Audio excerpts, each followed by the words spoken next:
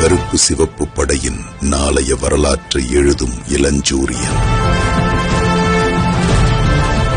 யுத்தங்கள் நடக்கிறது வெற்றிக்காக, அந்த வெற்றிகள் சரித்திரமாக மாறுகிறது. இளைஞர் படையை கட்டமைத்து கழகத்துக்கு வலு சேர்த்த போர்வாள்.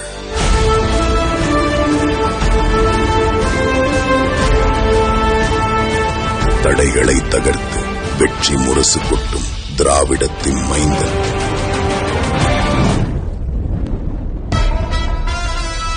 கலைஞருடைய உடன்பிறப்புகள் நீங்க இருக்கிற வரைக்கும் திமுகவுக்கு பி திமு தேவையில்ல, சி திமு தேவையில்ல.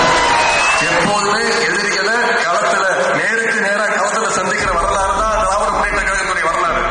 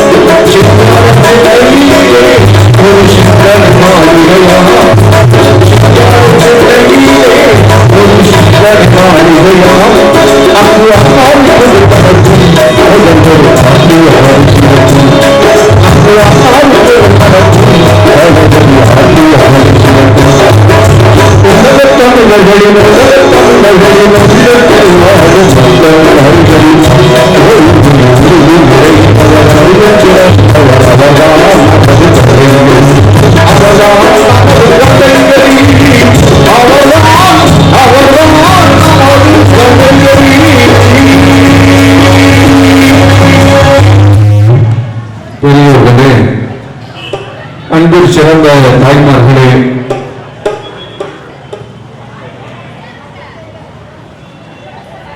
அன்பில் சிறந்த தாய்மார்களே, அருமை சகோதர சோதர வரலாற்று சிறப்பிற்கிய நிகழ்ச்சியிலே இதயமெல்லாம் நிறைந்த இனியவர் இளையவர் இளம் தலைவர் உதயநிதியார் அவருடைய மாபெரும் பிறந்த நாள் விழா நிகழ்ச்சியிலே இளைஞருடைய எழுச்சி நாள் விழாவிலே தங்களை எல்லாம் திரைப்பட பின்னணி பாடகர், தலைமை கழகத்துடைய புதுமை பாடகர், இளைய இசை முரசு பழனி அப்பாஸ் அவருடைய மாபெரும் கலவேஷ நிகழ்ச்சிக்கு வாய்ப்பளித்த வள்ளல் பெருமகனார் செந்தில் பாலாஜி அண்ணன் அவர்களுக்கும், என் அருமை வள்ளல் பெருமகனார் ஆரியர் மாமா தலைமையாளர் தளபதி முருகேசன் அவர் உள்ளிட்ட அனைவருக்கும் நான் வாழ்த்துக்களை தெரிவித்து, பாடிய பாடலை பாராட்டி வள்ளல் பெருமகனார் இந்த மண்ணில் கண்டெடுத்த மாணிக்கம் என் அருமை மாப்பிள்ளை நிகழ்ச்சியுடைய வரவேற்புரையாளர் உரம் சு கௌதமன் அவர்கள் சூரூர் பேரூர் கழக செயலாளர் இசைக்குழுவை பாராட்டி ரூபாய் 2000 அன்பளிப்பு வழங்கி குழுவினர்களை வாழ்த்திருக்கின்றார்கள். பாடிய பாடலை பாராட்டி வள்ளல் பெருமகனார் நிகழ்ச்சியுடைய முன்னிலையாளரில் ஒருவராக விளங்கிக் கொண்டிருக்கின்ற என் இடையில் நிறைந்த இனிய மன்னா பொதுக்குழு உறுப்பினர் ரகு துரைராஜ் அவர்கள் ரூபாய் 1001 அன்பளிப்பு வழங்கியுள்ளார்கள். இசைக்குழுவை பாராட்டி மாவட்ட மாணவரணி அமைப்பாளரின் அருமை மாப்பிள்ளை சூலூர் பிரதமர் அவர்கள் இசைக்குழுவை பாராட்டி ரூபாய் 501 அன்பளிப்பு வழங்கியுள்ளார்கள். பாடிய பாடலை பாராட்டி என் அருமை நெஞ்சம் இந்த மண்ணிற்கு வரும்பொழுதெல்லாம் என் மீது அளவில்லாத அன்பு வைத்திருக்கின்ற கோவை தெற்கு மாவட்ட சார்பணி அமைப்பாளரில் ஒருவரால் விளங்கிக் கொண்டிருக்கின்ற கழகத்தினுடைய அன்பு நிழல் பசுமை நிழல் இன்ஜினியர் சு ஆ விஜயகுமார் சுற்றுச்சூழல் அணி மாவட்ட அமைப்பாளர் அவர்கள் இசைக்குழுவினரை பாராட்டி ரூபாய் 1001 அன்பளிப்பு வழங்கி குழுவினரை வாழ்த்திருக்கின்றார்கள். என் அருமை இதயங்களுக்கெல்லாம் இனிய நல்வாழ்த்துக்களை தெரிவித்து, தமிழருடைய உள்ளமெல்லாம் இல்லமெல்லாம் நிறைந்திருக்கின்ற தன்னிகர் இல்லா கழகம் திராவிட முன்னேற்ற கழகத்துடைய சிறப்பை குறித்த ஒளிநாட பாடல் தான் தன்மானம் காக்கும் கழகம் என்ற பாடலாகும்.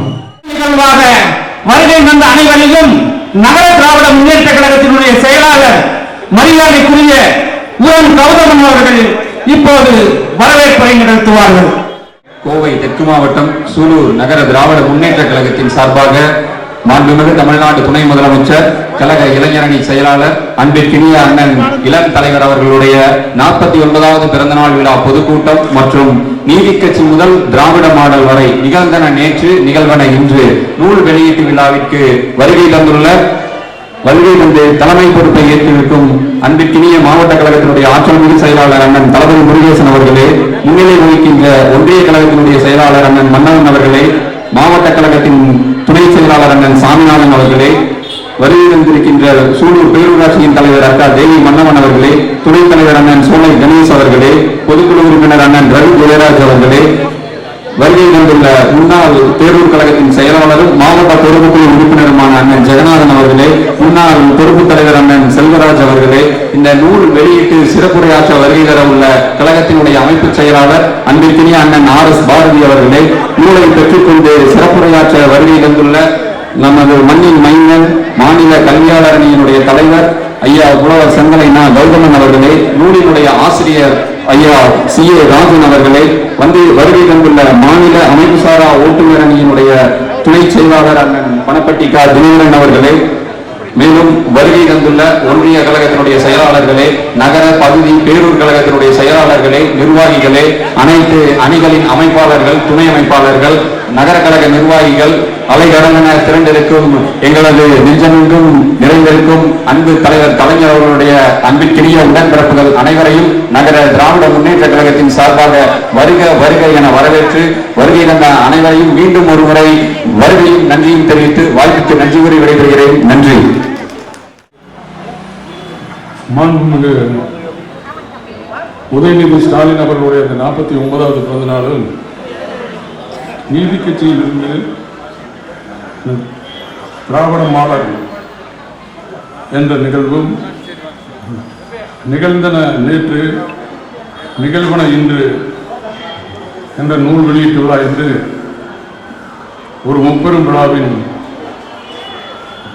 சிறப்பான தலைமையேற்கிற கோவை தெற்கு மாவட்டத்தினுடைய ஆற்றல் மிகு செயலாளர் அருமை நண்பர் என தளபதி முருகேசன் அவர்களே, ஒரு சிறப்பான வரவேற்புரை ஆற்றிய சூலூர் நகர கழக செயலாளர் புரம் சு கௌதமன் அவர்களே, முன்னிலை வைக்கக்கூடிய கோவை தெற்கு மாவட்ட நிர்வாகிகள் மயிலா சுப்பிரமணியம் உள்ளிட்ட நிர்வாகிகளே, சூலூர் பேராட்சி மன்றத்தினுடைய தலைவர் அவர்களே,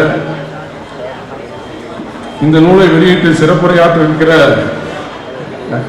நம்முடைய கழக அமைப்பு செயலாளர் RS பாரதி அவர்களே,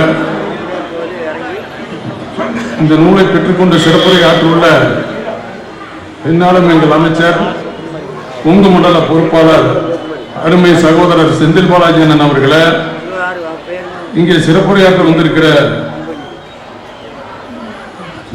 நம்முடைய மாநில கல்வியாளர் அணியினுடைய தலைவர் அருமை சகோதரர் அண்ணன் கௌதமன் அவர்களே, இந்த நூலினுடைய ஆசிரியர் CA ராஜன் அவர்களே, இந்த நிகழ்ச்சியில் கலந்து கொண்டிருக்கிற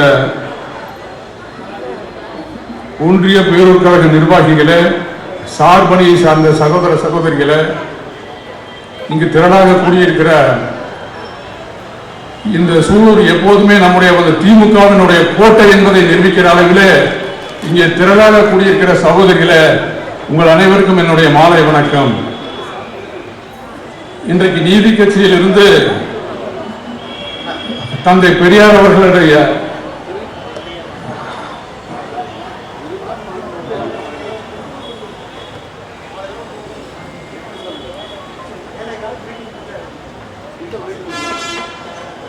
திராவிட கழகம், அந்த திராவிட கழகத்தினுடைய அந்த தந்தை பெரியாருடைய அந்த கொள்கைகளை எல்லாம்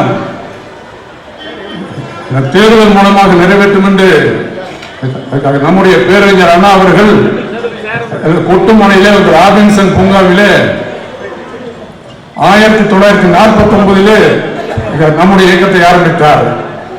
இயற்கையினுடைய ஒரு சூழல், நம்முடைய முத்தமிழறிஞர் கலைஞர் அவர்கள் தான் அந்த பெரியாருடைய கொள்கைகளை நம்முடைய பேரறிஞர் அண்ணா செய்ய நினைத்ததை எல்லாம் இங்கு சிறப்பாக நிறைவேற்றியதன் காரணமாக இன்றைக்கு நாம் எல்லாம் இன்றைக்கு சிறப்பான நிலையில் இருக்கிறோம். அந்த முத்தமிழறிஞர் கலைஞரனுடைய அந்த அந்த வழியிலே இன்னைக்கு நம்முடைய மாண்புமிகு முதலமைச்சர் இன்னைக்கு அன்பு தளபதி அவர்கள் இந்தியாவிலேயே ஒரு சிறந்த மாநிலமாக நம்முடைய மாநிலத்தை இன்றைக்கு உயர்த்தி இருக்கிறார். இன்றைக்கு மற்ற மாநில அந்த முதலமைச்சர்கள் எல்லாம் ரூம் போட்டு யோசித்தாலும் கூட அந்த செய்ய முடியாத திட்டங்களை எல்லாம் இன்றைக்கு நம்முடைய முதலமைச்சர் அவர்கள் இன்றைக்கு சிறப்பாக நிறைவேற்றி இந்தியாவிலேயே ஒரு சிறந்த மாநிலமாக நம்முடைய மாநிலத்தை உயர்த்தி இருக்கிறார்கள். இன்றைக்கு அவருடைய வழியில் இன்றைக்கு மாண்புமிகு சின்னவர் அவர்கள் இன்றைக்கு விளையாட்டுத் துறையிலே இன்றைக்கு மாபெரும் ஒரு மாற்றத்தை நிகழ்த்தியிருக்கிறார்கள். இன்றைக்கு சாதனை புரிகிற அந்த வீரர்களுக்கெல்லாம் இன்றைக்கு முதல் பரிசாக சுமார் 1 லட்சம் ரூபாயும் அதே போல 2ஆம் பரிசாக இன்றைக்கு 50,000 ரூபாயும் இன்றைக்கு கொடுத்து வருகிறார்கள். அந்த வகையிலே இந்த சூலூரை சேர்ந்த இந்த ஜெயமாரி தேக்க பயிற்சியாலை சார்ந்த மாணவர்கள் இன்றைக்கு முதல் பரிசை வந்து இன்றைக்கு 1 லட்சம் ரூபாயை பெற்றிருக்கிறார்கள். இந்த மாதிரியான அந்த பயிற்சியாலையில பயிற்சி பெறுகிற அந்த இளைஞர்கள் எல்லாம் சாதாரண ஏழை வீட்டு மக்கள். இன்றைக்கு அவர்கள் தான் இந்த மாதிரியான வந்த விளையாட்டு போட்டியில் எல்லாம் அவர்கள் சாதிக்கிறார்கள். அப்படி சாதனை புரியவர்களுக்கெல்லாம் இன்றைக்கு சின்னவர் அவர்கள் இன்றைக்கு சிறப்பான நிதியுதவி அளித்து இன்றைக்கு சிறந்த விளையாட்டு வீரர்களை இந்த மாநிலத்தில் உருவாக்கி கொண்டிருக்கிறார்கள். எந்த மாநிலத்திலும் இல்லாத அந்த சிறப்பான திட்டங்களை எல்லாம் இன்று தமிழகத்திலே இன்றைக்கு சிறப்பாக நிறைவேற்றி வருகிறார்கள். அந்த வகையில் சூலூரை பொறுத்தவரையில் இன்றைக்கு கோவை மாவட்டத்திலேயே ஒரு சிறப்பான ஊராக இன்றைக்கு பல்வேறு வகையிலே இன்றைக்கு சிறப்பான பணிகளை நிறைவேற்றுகிறோம். இன்றைக்கு சூலூர் மயானத்தை எடுத்துக்கொண்டாலும் சரி, இன்றைக்கு சிறப்பான சந்தர்ப்பத்தை அதே போல சமுதாய நலக்கூடம், இன்றைக்கு சூலூரில் ஒரு மிகச்சிறந்த வணிக வளாகம், அதே போல சூலூர் மருத்துவமனை, சூலூர் அரசினர் பள்ளி, இதுபோல 7 பூங்காக்கள், அதுபோல பொன்விழா விளையாட்டு இப்படி எல்லா சூழ்நிலையிலும் இன்றைக்கு பணி நடந்து கொண்டிருக்கிறது. அதே போல இந்த அடிப்படை வளர்ச்சி பணிகளும் இன்றைக்கு சூழலிலே இன்றைக்கு மிக சிறப்பாக நடந்து கொண்டிருக்கிறது. இதற்கு காரணம் நம்முடைய அன்பு தளபதி அவர்கள். அந்த வகையிலே சூலூர் மக்கள் இப்போது வருகிற அந்த சட்டமன்ற தேர்தலிலே சூலூர் பேரூராட்சி சார்பாக சுமார் 5000 வாக்கு வித்தியாசத்தில் நாங்கள் வெற்றி பெற செய்வோம் என்று இந்த நேரத்தில் உறுதியோடு இந்த வாய்ப்புக்கு நன்றி கூறியிருக்கிறேன். நன்றி, வணக்கம். அதனுடைய ஆசிரியர் பெருமதியாரிக்குரிய CA ராஜன் அவர்கள் இப்போது சுருக்கமாக உரையாற்றுவார்கள். அனைவருக்கும் வணக்கம். பேசுவதற்கு நிறையாக இருக்கிறது, ஆனால் பேச முடியவில்லை. சுருக்கமாக முடிக்கின்றேன். இந்த அருமையான எழுச்சியான கூட்டத்தினுடைய தலைவர் அவர்களே, இங்கு வந்திருக்கின்ற கழகத்தினுடைய அமைப்பு செயலாளர் RS பாரதி அவர்களே, நாங்கள் அந்த காலத்து ஆட்கள். 2000 RS பாரதியை இப்பொழுது உங்களுக்கு அமைப்பு செயலாளராக தெரியும். ஆனால் தமிழ்நாட்டினுடைய ஒரு டான்சி ராணியை அவர் பிடரி பிடித்து ஆட்டியது எங்களுக்கு தான் தெரியும். 2004 2003 நினைக்கிறேன் முதலாக அந்த அம்மையாருக்கு கடிவாளம் போட்டு 3 ஆண்டுகள் தண்டனை கொடுத்த RS பாரதி அவர்களே, நான் குற்றால நீரை பார்த்திருக்கிறேன் கொட்டுவதை, ஆனால் அருவி போல பேசுவது கௌதம், நம்முடைய செந்தலை கௌதமன் அவர்கள். அவர் செந்தலை கௌதமன் அல்ல, செந்தமிழ் தலை கௌதம் அவர்கள்.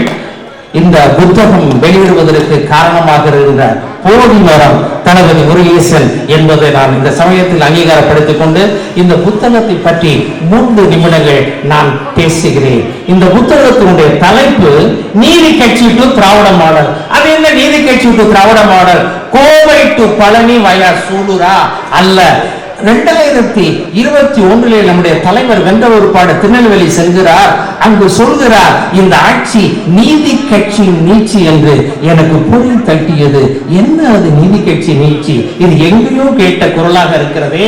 1967 அண்ணா அவர்கள் வெல்கிறார்கள். வென்ற அண்ணாவிடம் சொல்கிறார்கள், நீங்கள் 57 போட்டியிட்டு 67 வென்றீர்களே, 10 ஆண்டுகளுக்கு எப்படி ஆட்சியை பிடித்ததில்லை என்று அன்றைக்கெல்லாம் கட்சி ஆரம்பித்தவுடனே நான் தான் முதல்வர் என்று சொல்லி யாரும் ஆரம்பிக்கவில்லை. இந்த மொழிக்கு, சமுதாயத்துக்கு, இனத்துக்காக பாடுபட்ட அண்ணா அவர்களை கேட்டார்கள், 10 ஆண்டுகளுக்குள் என்ன இவ்வளவு பெரிய முன்னேற்றம் என்று. அண்ணா சொன்னார், இது 10 ஆண்டு முன்னேற்றம் அல்ல, 1919 நீதி கட்சி போட்ட விதை அதனுடைய நீட்சி என்றார். அப்படியே கலைஞர்கிட்ட வருகிறேன். கலைஞர் அவர்கள் கேட்கிறார், அண்டே அவர்கள், நீ இது 3ஆம் தர ஆட்சி என்று. கலைஞர் சொன்னார், இது 3ஆம் தர ஆட்சி அல்ல, இது 4ஆம் தர ஆட்சி, சூத்திரர்களுக்கான ஆட்சி என்று. ஆக நீதி கட்சி ஒன்று மட்டும் சொல்லி முடிக்கின்றேன். நீதி கட்சியால் தான் தாழ்த்தப்பட்டவன் படிக்க போனான், நீதி கட்சியால் தான் பிற்பட்டவன் படிக்க போனான். உலகத்திலேயே 1920 தான் அமெரிக்கா பெண்களுக்கு ஓட்டுரிமை கொடுத்தது, 21 கொடுத்தது நீதி கட்சி. அது செய்த சீர்திருத்தம் பல. அதற்கு பிற்பாடு பெரியார் வருகிறார். இந்த புத்தகம் எப்படி பயணிக்கிறது என்றால், நீதி கட்சி ஆரம்பித்து பெரியார் அங்கு உள்ளே நுழைந்து அது சுயமரியாதை கழகம், திராவிடர் கழகம் என்று மாறி, பிறகு அண்ணா பெரியாருடைய கொள்கையை எடுத்து சொல்வதற்கு பேச்சின் நாயகன், எழுத்தின் வித்தகன் தேவை என்று அண்ணா வந்தார். அண்ணா வந்த பிற்பாடு அந்த சிந்தனைகளை தமிழுக்கு தமிழை செதுக்கி செதுக்கி மக்களிடம் கொண்டு சென்றார். அடுத்து பெரியார் சிந்தித்ததை, அண்ணா பேசியதை ஒற்றை ஆளாய் வாழெடுத்து சுற்றி சுழற்றி கலைஞர் வந்தார். கலைஞரை பற்றி மட்டும் ஒன்று சொல்லுகிறேன், அவரை பற்றி பேசுவது என்றால் 2 புத்தகத்துடைய ராப்பர் போல நான் மனுஷபுத்திரனுடைய கவிதையிட நான் தஞ்சை கொடுக்கிறேன். அவர் சொன்னார், விடியல் காணாத சமூகத்திற்கு, நீண்ட காலமாக விடியல் காணாத சமூகத்திற்கு வெளிச்சம் தந்தவர் கலைஞர். மனுஷபுத்திரன் சொன்னார், வைரமுத்து முடிப்பார், உன்னுடைய பசிபிக் கடலின் மீது வீழ்ந்த உஷ்ண காற்று கூட, உன் மீது விழுந்த உஷ்ண காற்று பசிபிக் கடலில் விழுந்தால் கூட அது பட்டு போயிருக்கும் என்று அத்தனையும் செய்து கலைஞரை இன்னும் திட்டுவர்கள் இருக்கிறார்கள். கலைஞர் செய்து முடித்தார். அடுத்து வெற்றிடம் வெற்றிடம் வெற்றிடம் என்று சொன்ன ஒரு பாடு வந்தார் ஒருவர். இது சினிமா ரீல்ல நடந்தது. முத்துவேல் கருணாநிதி ஸ்டாலின் என்று நெஞ்சு உயர்த்தார். அவர் நெஞ்சு உயர்த்தி சொன்னபோது தமிழகம் நெஞ்சு உயர்ந்தது. நெஞ்சு அடுத்து அதோடு மட்டுமல்ல, இன்றைக்கெல்லாம் வாயிலும் வயிற்றிலும் அடித்து கொடுக்கிறார்கள், அடித்து கொடுக்கிறார். ஐயோ, அண்ணா பிற்பாடு போயிடுச்சு, கலைஞர் பிற்பாடு இந்த இடம் போயிடுச்சு என்ற பிற்பாடு ஸ்டாலின் பிற்பாடு அருமையாக செய்கிறார். அதோடு முடிந்து விடுவது நினைத்தால், ஒரு இளம் குதிரை புலி பாய்ச்சலில் பங்கு கொண்டிருக்கிறது. ஒரு இளம் குதிரை புலி பாய்ச்சலோடு வந்திருக்கிறது. உன்னையும் என்னையும் தமிழகத்தையும் நம் இனத்தையும் மொழியையும் திராவிடத்தையும் காக்க வந்த அடுத்த தலைமுறை உதயாநிதி அவர்கள். அதனால் தான் எதிரிகள் அடித்துக் கொள்கிறார்கள். ஆக இந்த புத்தகம் கேள்வி வடிவிலே வந்து கொண்டிருக்கிறது. இந்த இளைஞர்களுக்கு பல விஷயங்கள் தெரியவில்லை. நீதி கட்சி ஆரம்பித்து பெரியார் வழி வந்து அண்ணாவை தொட்டு கலைஞரை பற்றி பேசி ஸ்டாலினை பற்றி அவர்களை பேசி உதயாநிதியோடு முடித்து இன்று தமிழுக்கு எதிரி, தமிழர்களுக்கு எதிரி, சமூகத்துக்கு எதிரி, ஜனநாயகத்துக்கு எதிரி, மனித குலத்திற்கு எதிரியான பாரதிய ஜனதா கட்சியை பற்றி இந்த புத்தகம் முடித்து, கடைசியாக இந்த புத்தகம் முடித்தது திங்களோடும் செழும்பருகு தன்னோடு விண்ணோடு ஒடுக்களோடும் மண்ணும் கடல் இடத்தோடு பிறந்த தமிழோடு பிறந்தோம் நாம் என்று முடித்து கண்ணதாசனுடைய ஒரு பாடல், மணல் கருவினில் வளரும் மழலையும் உயிரில் தைரியம் கொடுப்பாள் தமிழன்னை, களங்கம் விளைந்தால் பெற்றவள் மானம் காத்திட எழுவாள் அவள் பிள்ளை என்று சொல்லி இந்த முடித்து ஒரு எதிர்காலத்தில் இன்றைய நேற்றைய வரலாறை நாளைய இளைஞர்கள் தெரிய வேண்டும் என்ற வகையில் இந்த புத்தகம் இருக்கிறது. நாம் நாளைய இன்று மட்டுமல்ல, வருகிற 2026 இந்த நாடு உயர, நாம் உயர, நம்முடைய இனம் காப்பாற்றப்பட நாம் நம்முடைய உதய சூரியனுக்கு வாக்களிப்போம் என்று சொல்லி வாக்களித்த அனைவருக்கும் நன்றி சொல்லி விடைபெறுகிறேன். நன்றி, வணக்கம். இந்த நூலை எழுதிய மரியாதைக்குரிய ஐயா அவர்களை பற்றி ஒரு சில வார்த்தைகள் சொல்ல வேண்டும். மதுரை தியாகராஜா கல்லூரி மாணவர் தலைவராக பணியாற்றியவர். தலைவர் கலைஞர் அவர்களுடன் நீதி கேட்டு நெடுந்தூரம் கால்நடை பயணம் சென்றவர். 83 ஈழ போராட்டத்திலே தீவிர ஈடுபாடு கொண்டவர். திராவிட ஈடுபாடு கொண்ட குடும்பத்தைச் சேர்ந்த ஐயா அவர்கள் மதுரையின் முதல் மேயர் முத்துவினுடைய உறவினர். மதுரையில் தந்தை பெரியார் பண்பாட்டு கழக தலைவராய் 90களில் செயல்பட்டவர். ஆங்கில பேராசிரியர். ஆங்கில இலக்கண நூலை எழுதிய ஐயா அவர்கள் இன்றைக்கு நீதி கட்சி டு திராவிட மாடல் என்ற எழுதி நிகழ்ந்தன நேற்று நிகழ்வன இன்று வினாவும் விடையுமாய் நம்முடைய சவரித்து இளைஞர்களை திராவிட பாசறைக்கு இழுத்து வருகின்ற ஐயா அவர்களுக்கு கோவை தெற்கு மாவட்ட கழகத்தின் சார்பாக மரியாதை செய்வதிலே பெருமை அடைகிறேன்.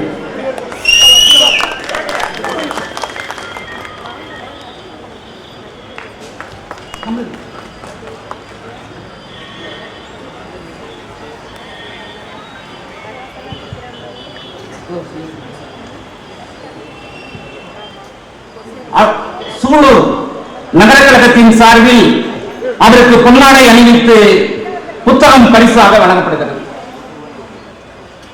அடுத்தபடியாக மாநில கல்வியாளர் அணி மரியாதைக்குரிய புலவர் செல்வலை கௌதமன் அவர்கள் இப்போது உரையாற்றுவார்கள்.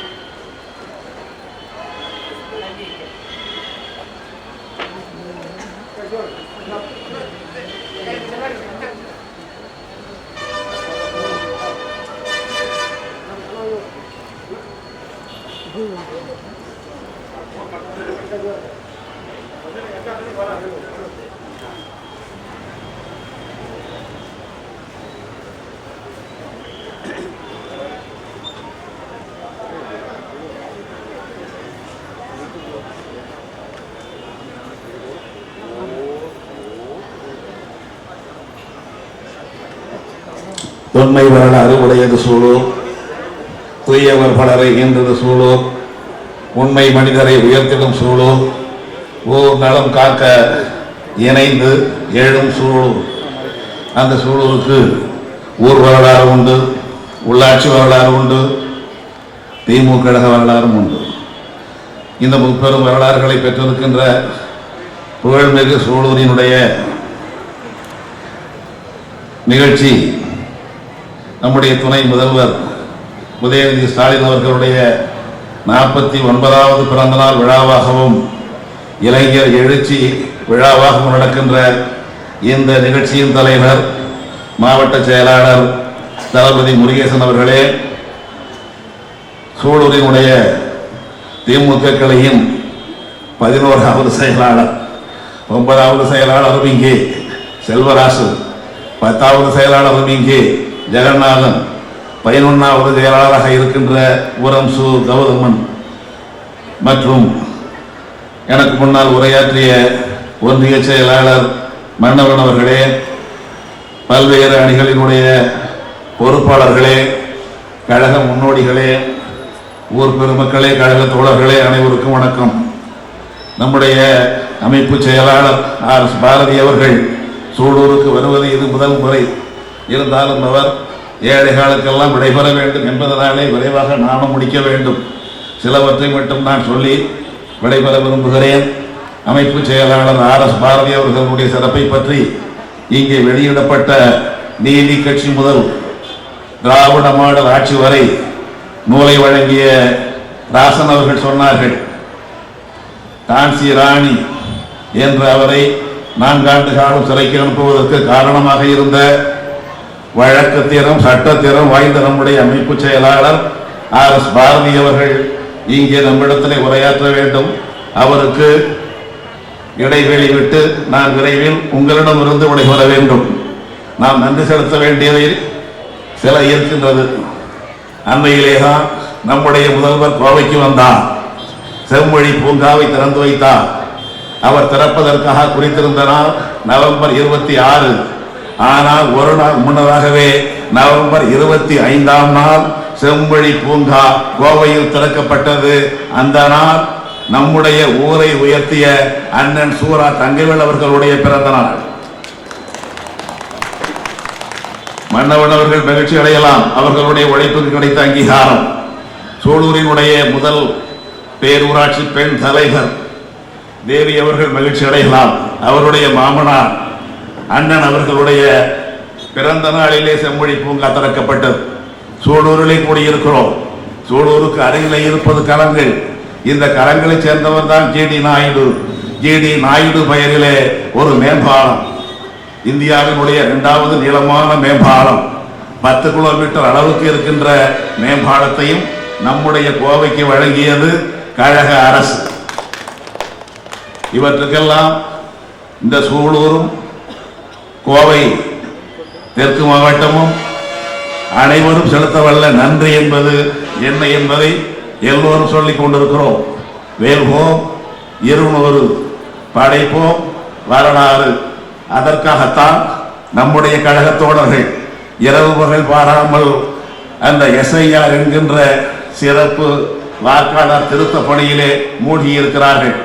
உணவை மறந்து, வீட்டை மறந்து, வேறு வேலைகளை எல்லாம் மறந்து உழைத்துக் கொண்டிருக்கிற அந்த தோழர்கள் ஏராளமாக இங்கே இருக்கின்றார்கள். ஒவ்வொருவரும் நம்முடைய நன்றிக்குரியவர்கள். நாம் வெல்ல வேண்டும், 200 தொகுதியிலும் வெல்ல வேண்டும். வெல்ல வேண்டும் என்றால் இப்பொழுது நமக்காக காத்து கொண்டிருக்கின்ற எதிர்ப்புகள் ஏராளம். இங்கே கோவையிலே ஒரு மெட்ரோ தொடர் வேண்டி வர வேண்டும் என்றால் இது 15 லட்சத்துக்கு குறைவாக இருக்கிறது, அதனாலே கொடுக்க முடியாது என்று சொல்வதற்காக ஒரு பிரதமர் கோவைக்கு வந்து செல்கிறார். 15 லட்சத்திற்கு குறைவாக இருப்பவர்களுக்கு மெட்ரோ இல்லை என்றால் ஆக்ராவுக்கு கொடுத்தீர்களே எப்படி, பாட்னாவுக்கு கொடுத்தீர்களே எப்படி, இந்தூருக்கு கொடுத்தீர்களே எப்படி என்று கேட்டால் அது வடநாடு, அது எங்கள் பாஜக ஆளுகின்ற பகுதி, அதனால் கொடுப்போம், தமிழ்நாட்டினுடைய வளர்ச்சியை தடுத்தே தீர்வோம் என்கிறார்கள். கல்விக்காக கொடுக்க வேண்டிய 3600 கோடி முடக்கப்பட்டிருக்கிறது. பீகார் இருக்கிறது, பீகாரில் போய் நம்முடைய பிரதமர் பேசுகிறார், பீகார் மக்களை துன்புறுத்துகின்றவர்கள் தமிழ்நாட்டுக்காரர்கள் என்று. உண்மைக்கு மாறான செய்தி பீகாரில் இருந்து பேசுகிறார். அந்த பீகார் ஜிஎஸ்டி என்பதற்காக கொடுக்கப்பட்ட வரி தொகை வெறும் 4000 கோடி. ஆனால் ஒன்றிய அரசு அவர்களுக்கு கொடுத்ததோ ஏறத்தாழ 2 மடங்கு 7500 கோடி.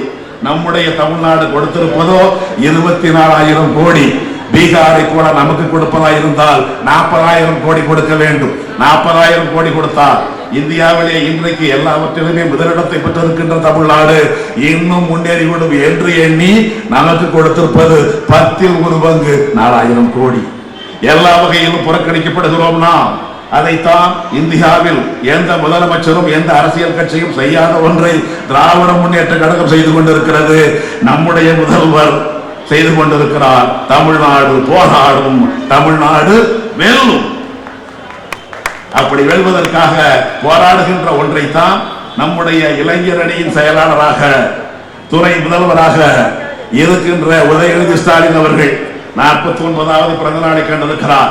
அது இளைஞர் திருவிழாவாக ஏன் கொண்டாடுகிறோம்? 2 வாரத்திற்கு முன்னால், 3 வாரத்திற்கு முன்னால் சென்னையிலே அவர் நடத்தினார் அறிவு திருவிழா. உணர்ச்சியை தூண்டிவிட்டு அரசியல் நடத்தாதே, வரலாற்றை சொல், வரலாற்றின் வழியாக கொள்கைகளை விவாதிக்க சொல், அவற்றின் வழியாக அறிவுபூர்வமான இளைஞர்களை உருவாக்கு, அரசியல் நடத்து என்பதற்காகத்தான் அந்த அறிவு திருவிழா. அதனுடைய அடையாளமாகத்தான் கோவையிலே பெரியார் பெயரிலே நூலகம், அறிவியல் மையம். எப்பேற்பட்ட கட்சி இது என்பதை இங்கே வந்திருக்கின்ற நம்முடைய தாய்மார்கள் புரிந்து கொள்ள வேண்டும். உங்களுக்கு இந்த அரசு கொடுப்பது உதவி தொகை அல்ல, மகளிர் உரிமை தொகை. உங்களுக்கு இதிலே உரிமை உண்டு என்கிறார். பெண்களுக்காக கொடுக்கிறோம் புதுமை பெண் திட்டம், மாணவர்களுக்காக கொடுக்கிறோம் தமிழ் புதல்வன். ஆனால் எப்பேற்பட்ட பெருந்தன்மை நமக்கு! மாணவர்களுக்கு கொடுப்பதை அதோடு முடித்துக் கொள்கிறேன். மாணவர்களுக்கு கொடுப்பதற்காக பை வைத்திருக்கிறோம். அத்தனை பையிலும் இருப்பது எடப்பாடி பழனிசாமி படமும் ஜெயலலிதா படமும். நம்முடைய முதல்வர் அது மக்களுடைய வரி பணம். அந்த படம் அப்படியே இருக்கட்டும், மாணவர்களுக்கு வழங்குங்கள் என்றார். எப்பேற்பட்ட பெருந்தன்மையான அரசு இது! அம்மா உணவகம் எடுத்து விடுவேன் சொல்லவில்லை, அதற்கு என்ன உண்டோ அதற்கு மேம்பட்ட உதவிகளை செய்வேன் என்றார். இப்பொழுது கூட 3 நாட்களுக்கு முன்னால் சென்னையிலே ஜெயலலிதா இசை கவின்கலை பல்கலைக்கழகம், பெயரை எடுக்க மாட்டேன், நாங்கள் எங்களுடைய அரசியல் மரபு வேறு, இருப்பவற்றை காப்பதுதான் எங்களுடைய மரபு என்று சொல்லி 15 கோடிக்கு புதிய கட்டடங்கள், 5 கோடிக்கு நிர்வாகத்துக்கான செலவு. இப்படி ஒரு பெருந்தன்மையான அரசை வழங்கி கொண்டிருக்கின்ற நம்முடைய தளபதி அவர்கள் மீண்டும் முதல்வராக வேண்டும். நம்முடைய துணை முதல்வர் மீண்டும் துணை முதல்வராக வேண்டும். மீண்டும் கழக ஆட்சி அரியணை ஏற வேண்டும். அதற்கான உறுதியேற்கும் நாள் தான் இந்த இளைஞர் எழுச்சி நாள் விழா. இந்த விழாவிலே பங்கேற்க நம்முடைய அண்ணன் அமைப்பு செயலாளர் RS பாரதி அவர்கள் வந்திருக்கிறார். அவருக்கு வழிவிட்டு விடைபெறுகிறேன். நன்றி.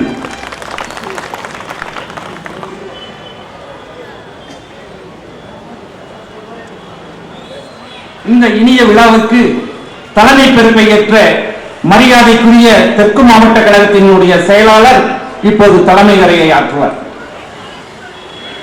மரியாதைக்குரிய பெரியோர்களே, நண்பர்களே, நமது கோவை தெற்கு மாவட்ட கழகம் சூலூர் பேரூர் கழகத்தின் சார்பாக இளம் தலைவர், எதிர்கால தமிழகத்தை இந்தியாவை நிர்ணயிக்கின்ற நம்முடைய உதயநிதி ஸ்டாலின் அவருடைய பிறந்தநாள் விழாவை முன்னிட்டு மாபெரும் பொதுக்கூட்டமும் அருமை பெரியவர் CA ராஜன் அவர்கள் எழுதிய நீதி கட்சி டு திராவிட மாடல் நிகழ்ந்தன நேற்று நிகழ்வன இன்று நூல் வெளியீட்டு விழாவும் நடைபெற்றுக் கொண்டிருக்கின்றது. இந்த வெளிய விழாவிலே வரவேற்புரை நிகழ்த்திய நகர கழகத்தினுடைய செயலாளர் அருமை நண்பர் கபிலமோகன் அவர்களே, முன்னிலை வைத்துக் கொண்டிருக்கின்ற அருமை மன்னவன் உள்ளிட்ட பேரூராட்சி தலைவர் உள்ளிட்ட அனைத்து நண்பர்களுக்கும், இங்கு நூலை வெளியிட்டு சிறப்புரையாற்றி இருக்கின்ற இந்தியாவிலே இருக்கின்ற யார் தவறு செய்தாலும் அவர்கள் தண்டனை அனுபவிக்க வேண்டும், எவ்வளவு பெரிய மனிதராக இருந்தாலும் அந்த தண்டனையை வாங்கி கொடுக்கக்கூடிய நம்முடைய அமைப்பு செயலாளர், உங்களுக்கு எல்லாம் தெரிந்திருக்கும், இந்த தமிழகத்தினுடைய முதல்வராக இருந்த ஒருவரை தண்டனை அடைய செய்வது, ஒரு முதலமைச்சர் அவர்கள் தண்டனை அடைவது என்பது மிகப்பெரிய காரியம். அந்த நிகழ்ச்சியை நிகழ்த்தி காட்டிய மரியாதைக்குரிய எங்களுடைய கழகத்தினுடைய அமைப்பு செயலாளர் அண்ணன் RS பாரதி அவர்களே, மாநில கல்வியாளர் அணியினுடைய தலைவர், நமது மண்ணைச் சேர்ந்த மரியாதைக்குரிய புலவர் செந்தலை கௌதமன் அவர்களே, அருமை ஐயா ராஜன் அவர்களை பற்றி நான் சில வரிகளை சொல்லியிருக்கின்றேன். அந்த அற்புதமான நூலை எழுதிய நூலாசிரியர் ராஜன் அவர்களே, இங்கு வருகை புரிந்துள்ள மாநில சட்டத்துறை இணைச் செயலாளர் PR அருள்மொழி அவர்களே, நமது சூலூர் சட்டமன்ற முன்னாள் உறுப்பினர் அருமை நண்பர் பணப்பட்டி தினகரன் உள்ளிட்ட திரளாக கூடியிருக்கின்ற அனைத்து கழக நண்பர்களுக்கும் முதற்கண் நன்றியை தெரிவித்துக் கொண்டு, இங்கு 3 ஆளுமைகள் இங்கே நம்மிடையே அமர்ந்திருக்கின்றன. ஐயா RS பாரதி அவர்களை பற்றி நாம் சொல்லி தெரிய வேண்டியதில்லை. எவ்வளவு பெரிய மனிதர் தவறு செய்தாலும் அதை தண்டனை வாங்கி கொடுத்தே தீருவேன் என்று உறுதியாக நின்று அந்த தண்டனையை வாங்கி கொடுத்து இன்றைக்கு அந்த இயக்கத்தை நீர்மூலமாக்க செய்தவர் நம்முடைய ஐயா RS பாரதி அவர்கள். அதே போல நமது மண்ணைச் சேர்ந்த மரியாதைக்குரிய செந்தலை கௌதமன் அவர்களும் அருமை ராஜன் அவர்களை பற்றி சில வரிகளை சொல்ல வேண்டும். மதுரையிலே பிறந்திருந்தாலும் கூட தெற்கு மாவட்டத்திற்கு வந்து கழகத்தின்பால் ஈடுபாடு கொண்டு எனக்கு உறுதுணையாக கழக நிகழ்ச்சியிலே இருப்பவர். ஒரு நூலை வெளியிட வேண்டும் என்று சொன்னவுடன் நமது மாவட்ட கழகத்தின் சார்பாகவே அதை வெளியிட்டு விடலாம் என்று சொன்னவுடன் அதற்குண்டான அனைத்து ஆயத்த பணிகளையும் செய்து இன்றைக்கு அந்த நூல் வெளிவருகின்றது என்றால் அதற்கு அவருடைய உழைப்பு, ராஜனுடைய உழைப்பு அபரீதமானது. எனவே அந்த ராஜன் அவர்களுக்கு முதலில் நன்றியை கூறிக்கொண்டு, ஏனென்றால் நமது கழகத்தினுடைய அமைப்பு செயலாளர் தமிழகத்தினுடைய முதல்வரால் அழைப்பை ஏற்று நாளை தான் அவர் சென்னை செல்வராக இருந்தது. இன்று மாலையே சென்னை செல்ல வேண்டும் என்பதற்காக இந்த கூட்டத்தை விரைவிலே முடிக்க வேண்டியிருப்பதால் இங்கு கலந்து கொண்டுள்ள உங்கள் அனைவருக்கும் வாழ்த்துக்களை தெரிவித்துக் கொண்டு, இப்பொழுது நீதி கட்சி டு திராவிட மாடல் என்ற நூலை மரியாதைக்குரிய ஐயா RS பாரதி அவர்கள் வெளியிடுவார்கள். ஐயா புலவர் செந்தலை கௌதமன் அவர்கள் அதை பெற்றுக் கொள்வார்கள்.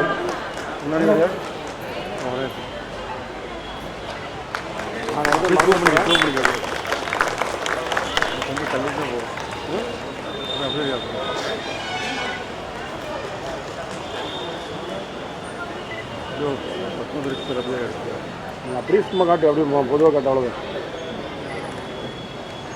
அண்ணா இங்கே பாருங்க அண்ணா. ஓகேண்ணா.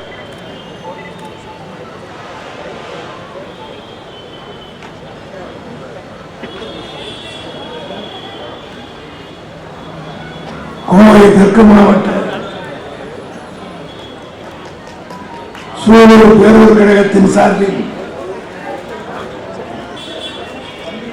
இளைய தலைவர் உதயநிதி ஸ்டாலின் அவர்களுடைய 49வது பிறந்த நாள் விழா மற்றும் நீதி கட்சி டு திராவிட மாடல் என்ற நூல் வெளியீட்டு விழாவையும் இணைத்து சிறப்பாக நடைபெற்றுக் கொண்டிருக்கிற இந்த பொதுக்கூட்டத்திற்கு தலைமையேற்று நடத்திக் கொண்டிருக்கிற கோவை தெற்கு மாவட்ட கழகத்துடைய செயலாளர், ஆற்றல் மிக்க செயல் வீரர் தளபதி முருகேசன் அவர்களே, வரவேற்புரையாற்றிய பேரூர் கழகத்தினுடைய செயலாளர் உரம் கௌதமன் அவர்களே, முன்னிலை வைக்கின்ற சூலூர் தெற்கு ஒன்றிய செயலாளர் அருமை சகோதரர் மன்னன் அவர்களே, மாவட்ட அவைத்தலைவர் மயூரா சுப்பிரமணியம் அவர்களே, இந்த பேரூராட்சி மன்றத்தினுடைய சிறப்பு வாய்ந்த தலைவராக பணியாற்றி கொண்டிருக்கிற அருமை சகோதரி தேவி மன்னன் அவர்களே, துணைத் தலைவர் சோலை கணேஷ் அவர்களே, பொதுக்குழு உறுப்பினர் ரகு துர்ராஜ் அவர்களே, முன்னாள் மாவட்ட பொறுப்புக்குழு உறுப்பினர் ஜெகநாதன் அவர்களே, பீடம்பள்ளி சுரேஷ் அவர்களே, எனக்கு முன்னாலே செந்தமிழில் உரையாற்றி அமர்ந்திருக்கிற கல்வியாளர்களுடைய அணியின் தலைவர் புரவர் செந்தலை கௌதம் அவர்களே, நீதி கட்சி டு திராவிட மாடல் அரசு என்கிற நூலை மிக சிறப்பாக ஏற்றிருக்கிற ராஜன் அவர்களே, தலைமை செயற்குழு உறுப்பினர் என்னுடைய நீண்ட நாளைய நண்பர் ஏர்போர்ட் ராஜேந்திரன் அவர்களே, முன்னாள் சட்டப்பேரவை உறுப்பினர் வனப்பட்டி தினகரன் அவர்களே, பல்வேறு பொறுப்பில் இருக்கின்ற கழகத்தினுடைய முன்னோடிகளே, இறுதியாக நன்றி உரையாற்ற இருக்கிற சாமிநாதன் அவர்களே, சட்டத்துறையினுடைய இணைச் செயலாளர் மூத்த வழக்கறிஞர் PR அருண்மொழி அவர்களே, தாய்மார்களே, பெரியோர்களே, உங்கள் அனைவருக்கும் என்னுடைய பணிவான வணக்கத்தை முதற்கண் தெரிவித்துக் கொள்கிறேன். இன்றைய தினம் சூலூர் பேரூர் கழகத்தின் சார்பில் நம்முடைய இளைய தலைவர் உதயநிதி ஸ்டாலின் அவர்களுடைய பிறந்த நாள் விழாவை சிறப்பாக நடத்திட வேண்டும் என்ற எண்ணத்தில் அருமை சகோதரர் தளபதி முருகேசன் அவர்கள் என்னிடத்திலே கேட்ட நேரத்தில் நான் ஏற்றுக்கொண்டதற்கு காரணம், இந்த சூழ்நிலை பொறுத்தமட்டில் திராவிட முன்னேற்ற கழகத்தினுடைய சிறப்பு வாய்ந்த வரலாற்றில் இடம்பெறக்கூடிய ஒரு பேர் என்பது காரணத்தினால் இந்த நகரத்திலே பணியாற்றுவது மிக சிறந்த செயல் வீரர்களெல்லாம் கடந்த காலத்திலே இந்த சூழலிலே கழகத்தை வளர்த்திருக்கிறார்கள். இங்கே சூலூர் கழகத்துடைய வரலாறு என்ற ஒரு புத்தகத்தையே வெளியிடக்கூடிய அளவுக்கு வரலாற்று சிறப்புமிக்க இந்த பூமியில் வரலாற்றுகிற வாய்ப்பை ஏற்படுத்தி கொடுத்த தலைவர் முருகேசன் அவர்களுக்கு என்னுடைய நன்றியை நான் தெரிவித்துக் கொள்கிறேன். இங்கே மாவட்ட செயலாளர் குறிப்பிட்டதைப் போல நான் இன்று மாலையிலே இந்த கூட்டத்திலே பேசிவிட்டு நாளைய தினம் திருப்பூர் மாவட்ட கழகத்துடைய செயலாளர் செல்வராஜ் அவருடைய மகன் திருமண விழாவிலே கலந்து கொண்டு பிறகு திண்டுக்கல் மாவட்டத்திலே நடைபெறுகிற கூட்டத்திலே உரையாற்றிவிட்டு நாளைய தினம் சென்னைக்கு செல்வதாக இருந்திருந்தேன். ஆனால் தளபதி அவர்கள் நாளைய தினம் சென்னையிலே ஒரு முக்கிய நிகழ்ச்சி இருக்கிறது, எனவே நீங்கள் புறப்பட்டு வாருங்கள் என்று நான் விமான நிலையத்திற்கு வந்தபோது அவருடைய உதவியாளர் எனக்கு தெரிவித்தார். உடனடியாக முருகேசனிடம் தொடர்பு கொண்டு நான் விரைந்து செல்ல வேண்டும், ஆகவே அவர்கள் விழுந்து ஒத்துழைக்கும் என்று சொன்னேன். அவரும் அதற்குரிய வகையிலே இந்த பிரம்மாண்டமான கூட்டத்தை இங்கே ஏற்பாடு செய்து உங்களை எல்லாம் சந்திக்கின்ற ஒரு நல்ல வாய்ப்பை எனக்கு ஏற்படுத்திக் கொண்டிருக்கிறார். இதுதான் திமுக.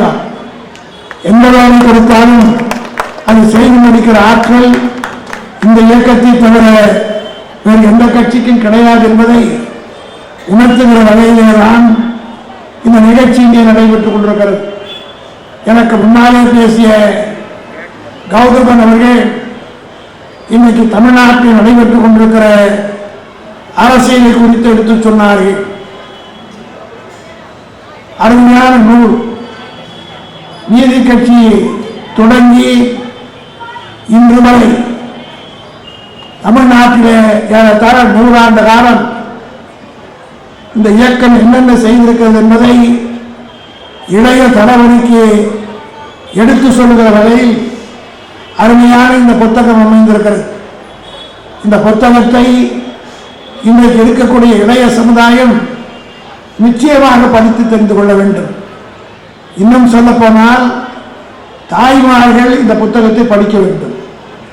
ஏன் என்று சொன்னால் இந்த நீதி கட்சி வந்த பிறகுதான் முதலில் ஓட்டு போடுகிற உரிமையே இந்த ஓட்டு வாங்கி கொடுத்த கட்சி நீதி கட்சி என்பதை நீங்கள் மறந்துவிடக்கூடாது. ஒரு காலத்தில் பெண்களுக்கு ஓட்டே கிடையாது. இல்லை, எத்தனை பேருக்கு தெரியும்? நீதி கட்சி தோன்றிய பிறகுதான் வாக்குரிமை அளிக்கின்ற உரிமையை பெண்களுக்கு கொடுத்து அதற்கு பின்னால் பெண்களுக்கும் சமுதாயத்திலே சம அந்தஸ்து வேண்டும் என்று சட்டங்கள் இயற்றிய இயக்கம் தான் திராவிட இயக்கம். இன்னும் விரிவாக சொல்ல வேண்டுமானால் ஒரு காலத்திலே அரசாங்க அலுவலகத்துக்கு சென்றான். ஒரு காலத்தில் என்ன, எனக்கு ஏறத்தாழ 80 வயது ஆகுது. நாங்கள் எல்லாம் ஒரு 60 ஆண்டு காலத்துக்கு முன்னால் திராவிட முன்னேற்ற கழகத்திலே நான் இணைந்து ஏறத்தாழ 63 வருடங்களாக, ஒரு 63 ஆண்டுக்கு முன்னால் தாலுகா ஆபீஸுக்கு போனால் அத்தனை பேரும் பிராமணர்கள் தான் இருப்பாங்க. கிளார்க்கில் இருந்து தாசில்தார் வரை அத்தனை பேரும் பட்டை அடித்துக் கொண்டு மட்டுமல்ல, அவர்கள் பூணூல் போட்டவர்களாகத்தான் நம்ம அமர்ந்திருக்க முடியும். அதை கடைசியா இருக்கான் பாரு பியூன். அப்பெல்லாம் ஃபேன் கிடையாது, ஃபேனுக்கு பதிலாக ஃபங்கா என்று சொல்வார். இன்னைக்கு இருக்கிற இளைய தலைமுறைக்கு இதெல்லாம் தெரியாது. அதனால தான் எவன் பின்னாலேயும் போறான்ட்டு இதெல்லாம் போய்கொண்டு இருக்குது. இதெல்லாம் தெரிந்தா எவனும் போக மாட்டான். இன்னைக்கு உங்களை பெஞ்சில் உட்கார வச்சு சேர்ல உட்கார வச்சு பேசுகிற உரிமையை பெற்றுக் கொடுத்த கட்சி இந்த கட்சி என்பது இதை படிக்கிற போது ஒவ்வொருத்தருக்கும் தெரியும். இந்த ஃபங்கான்னு ஒன்று இருக்கும். ஃபேன் கிடையாது, அதை பிடிச்சி இழுப்பான். அதை இழுத்தால் துணியிலிருந்து வர காற்று தான் தாசில்தார் பார்ப்பார். அந்த பங்கா இழுக்கிறவன் தான் நம்ம ஜாதிக்காரர். தாழ்த்தப்பட்டவன், பிற்படுத்தப்பட்டவன் அந்த பங்கா இருக்கிற இடத்துல தான் இருந்தான். நீதி கட்சி தோன்றி முதலில் நீதி கட்சி ஆட்சிக்கு வந்த பிறகு ஒரு சம்பவம் நடைபெற்று பனங்கல் அரசர் போன்றவர்கள், பொப்ளி ராஜா போன்றவர்கள் ஒரு நாள் ஒரு தாலுகா ஆபீஸுக்கு போறாங்க. இந்த தாலுகா ஆபீஸ்ல இதெல்லாம் பெண்கள் தெரிஞ்சுக்கணும், தெரிஞ்சுக்கணும் இளைஞர்கள். ஒரு ஆபீஸுக்குள்ள போறார். போய் பார்த்தா அந்த 42 பேர் வேலை செய்யறாங்க. அந்த 42 பேரும் ஒரே குடும்பத்தை சார்ந்த 42 பேர். ஒரே குடும்பம்னா ஒரே பாப்பாத குடும்பம், பிராமண குடும்பம். அவன் மச்சான், அண்ணன், தம்பி, சொந்தக்காரன், பெரிய பிள்ளை, அது பெரியப்பா பிள்ளை, சின்ன பிள்ளை, 10 பேரும் சேர்த்துக்கிட்டு 42 பேரும் பிராமணர்களாக உட்கார்ந்து இருக்கிறாங்க. அந்த கேட்டுக்கு வெளியே நின்று உப்புடி அரசரை உள்ளே அமைச்சாம்பார் சேவகன். அவன் மட்டும்தான் நம்ம ஜாதி, பிற்படுத்தப்பட்டது. உடனே அங்கேதான் உப்புடி அரசர் கேட்கிறார், இது நெல்லூருக்கு பக்கத்திலே இருக்கக்கூடிய ஒரு தாலுகா ஆபீஸ் நடக்கிறது. உடனடியாக அவர் நம்முடைய நீதி கட்சி சார்பில் முதலமைச்சராக இருந்தவர், அது எப்படி ஒரே குடும்பத்தை சார்ந்தவங்க இருக்கிறாங்க அப்படின்னு கேட்டபோது, அந்த அதிகாரம் கிளார்க்கு மற்ற வேலையில் அமர்த்துற அதிகாரம் தாசில்தாருக்கு தான் உண்டு. அந்த தாசில்தார் பிராமணராக இருக்கிறார், அவருடைய குடும்பத்தை சார்ந்தவங்க போட்டார் என்று சொன்ன பிறகுதான் அங்குக்குரிய பெரியோர்களே, இன்றைக்கு அரசாங்கத்தில் பணியாற்றக்கூடியவர்களே, எங்களை போல் படித்து பட்டம் பெற்ற அத்தனை பேரும் தெரிந்து கொள்ள வேண்டும். அங்கேதான் ஒரு உத்தரவு போட்டார். மெட்ராஸ் பிரசிடென்சி பப்ளிக் சர்வீஸ் என்ற சர்வீஸ் கமிஷன் ஒன்று உருவாக்கினார். அதாவது அரசாங்க வேலைக்கு குறிப்பிட்ட ஒரு ஜாதிக்காரர் மட்டும் போகக்கூடாது, ஒரு குடும்பத்தை சார்ந்த மட்டும் போகக்கூடாது. அதற்கென்று ஒரு நிறுவனத்தை ஏற்படுத்தி மெட்ராஸ் பப்ளிக் சர்வீஸ் கமிஷன் என்ற ஒன்று உருவாக்கி, அதன் மூலமா தாழ்த்தப்பட்டவர்கள் இத்தனை பேர், கிறிஸ்தவர்கள் இத்தனை பேர், இஸ்லாமியர்கள் இத்தனை பேர், பிற்படுத்தப்பட்டவர்கள் இத்தனை பேர் என்று கோட்டாவை முதல்ல கொண்டாடுறதுனால்தான், நீதி கட்சி கொண்டு வந்த காரணத்தினால்தான் நம்ம ஆளுங்கெல்லாம் ஆபீஸுக்கு போனாங்க, கிளார்க் ஆனாங்க, தாசில்தார் ஆனாங்க. அதற்கு பின்னாலே தொடர்ச்சியாக அண்ணா ஆட்சிக்கு வந்த பிறகு தமிழ்நாட்டிலே அந்த மெட்ராஸ் பப்ளிக் சர்வீஸ் கமிஷனை, தமிழ்நாடு பப்ளிக் சர்வீஸ் கமிஷனை ஏற்படுத்தி, நீண்ட வரலாறு, அதை பற்றி சொல்ல வேண்டுமானால் நேரமாகும். ஒரே ஒரு நிகழ்ச்சியை சொன்னால் உங்களுக்கு புரிய வேண்டும் என்பதற்காக சொல்கிறேன். ஏனென்றால் நூல் ஆசிரியர் அதை தொட்டுவிட்டு போனார். கலைஞர் அவர்கள் 1969 முதலமைச்சராக வருகிறார். அந்த நேரத்திலே உணவு பஞ்சம் தமிழ்நாட்டில் இருக்கிறது. இந்த உணவு பஞ்சத்தை போக்குவதற்காக முதலிலே தமிழ்நாடு சிவில் சப்ளைஸ் கார்பரேஷன் ஒன்றை முதலில் உருவாக்கியவர் கலைஞர். அதனால்தான் ரேஷன் கடையில் அரசியல். உங்களுக்கு தெரியாது, 1967 முன்னாடி நாங்கள்லாம் அரிசி சாப்பிட்டு அரிசி கிடைக்காது. அன்றைக்கு ஆட்சியில் இருந்தவர்கள் எலிக்கறி சாப்பிட்டு சொன்னாங்க. எல்லாம் தமிழ்நாட்டில் இருந்தது. ஆனால் திமுக ஆட்சிக்கு வந்த பிறகுதான், குறிப்பாக கலைஞர் ஆட்சிக்கு வந்த பிறகுதான் பசுமை புரட்சி ஏற்படுத்தி தமிழ்நாடு இன்றைக்கு தன்னுரிமை பெற்ற மாநிலம் மட்டுமல்ல, மற்றவர்களுக்கும் எடுத்துக் கொடுக்கக்கூடிய அளவுக்கு உணவு உற்பத்தியிலே முதலிடத்திலே இருக்கிறது. அதே போல இங்கே நீதி கட்சியினுடைய வரலாற்றிலே ஆசிரியர் குறிப்பிட்டிருக்கிறார், நம்மளுக்கெல்லாம் வேலை எப்படி கிடைத்தது. கலைஞர் 69 ஆட்சிக்கு வர்றார். வந்த உடனே அப்பெல்லாம் குரூப் 1 சர்வீஸ் ஒன்று இருந்தது. டிகிரி படிச்சுட்டு இப்போ கூட எக்ஸாம் அறிவிச்சிட்டாங்களா, அந்த குரூப் 1 எக்ஸாமு முதல்ல 1969 கலைஞர் முதலமைச்சராக வந்து எழுதுதல் நடக்குது.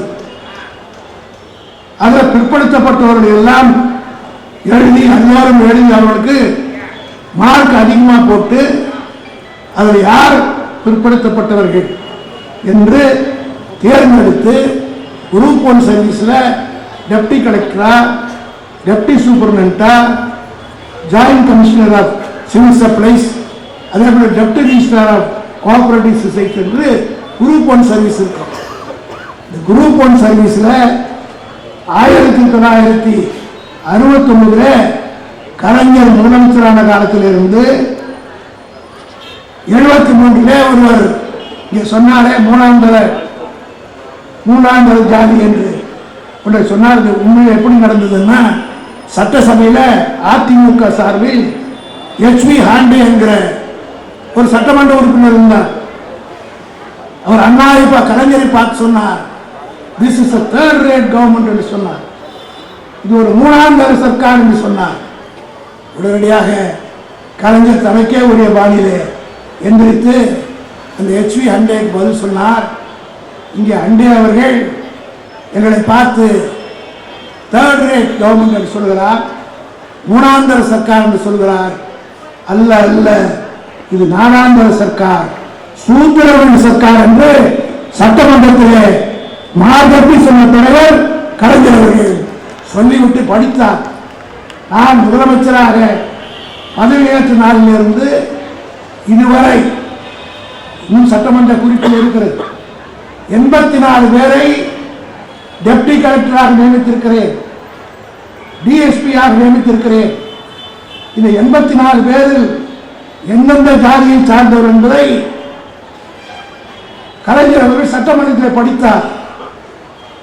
மிக மிக பிற்படுத்தப்பட்ட நமக்கெல்லாம் துணி துவைத்து தருகிறானே அந்த சலவை தொழிலாளி, அவருடைய ஜாதிக்கு பெயர் வண்ணார் என்று சொல்லும். அந்த வண்ணார் சமுதாயத்திலே படித்த BA படித்த ஒருவரை டெப்டி கலெக்டராக நியமித்த பெருமை கலைஞர் சார். அதே போல இந்த ரோடு போடுறாங்களே, இப்பெல்லாம் பேவர் மிஷின்லாம் வந்துச்சு. நான்லாம் 86 சேர்மனாக இருக்கும்போது கூட ரோடு தார் ரோடு மிஷின் ரோடு இருந்தால் ரோடு போடும். இப்போ அதெல்லாம் பார்க்கறது கண்ணில் பார்க்கறது கஷ்டமாக இருக்கும்.